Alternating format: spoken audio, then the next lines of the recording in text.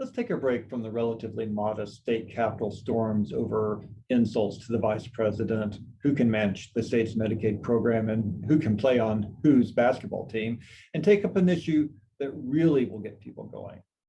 Should bicycle riders have to stop fully and completely at every stop sign? In truth, very few issues I've dealt with in my career have drawn as much reader pushback as the tension between bicyclists and motorcyclists on public roads. The last time I did it, I think I swore to myself that it would be the last time, but here I go again. Suffice to say, there's a lot of frustration on both sides.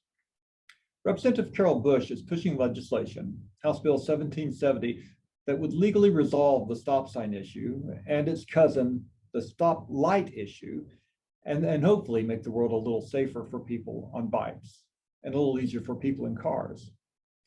House Bill 1770 has three big provisions.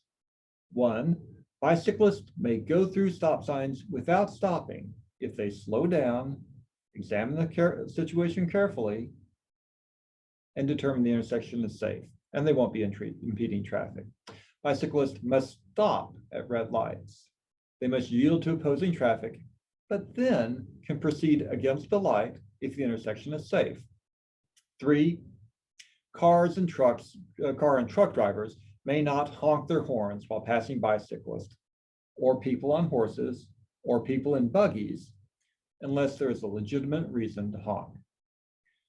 Bush had wanted a fourth provision in creating a misdemeanor for people who harass, taunt, or throw things at bicyclists, but the Oklahoma Department of Public Safety objected that it would be too hard to parse what was and wasn't taunting on the side of the road, and the issue threatened the bill's future.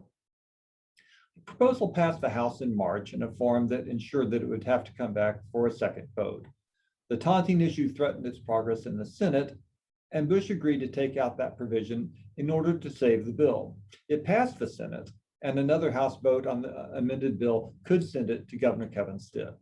Representative Mike Dobrinsky, who's carrying the bill for Bush, said he thinks the votes are there to pass it. Now, let's be honest. The part about the stop sign is putting in law what almost all bicyclists are already doing.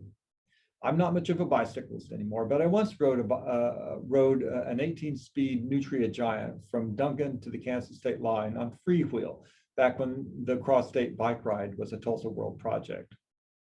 The experience was humbling. I learned to hate camping on high school football fields and gnats, saw a lot of dead armadillos and one live tarantula, and became too intimately familiar with my bicycle seat. The only stop sign I remember stopping at was the one at the end of a long, steep, downhill blacktop that suddenly turned to gravel at the intersection. I didn't stop so much as I wiped out in the gravel, removing a layer of skin from one knee. At all other stop signs, I made what my driver's ed teacher used to call a Hollywood stop, which is to say, I slowed down a bit, looked both ways, and cranked on. If you've ever pedaled a bicycle across the state, you know the thing you really don't want to do is stop before you reach the border. Momentum is everything. Stopping means getting your feet out of the pedal clips and then getting them back in while trying to get the whole thing moving forward again. Why are stop signs always located at the bottom of the hill? Slowing to inspect the intersection for oncoming traffic was never a big issue for me since I wasn't moving fast enough to examine wasn't moving fast enough not to examine any section thoroughly anyway. Thoroughly, as in I could draw you a decent diagram and still not have reached the intersection. There's a legitimate public safety issue served in letting bicyclists stop and then move through red lights. And it's in the interest of people in cars too.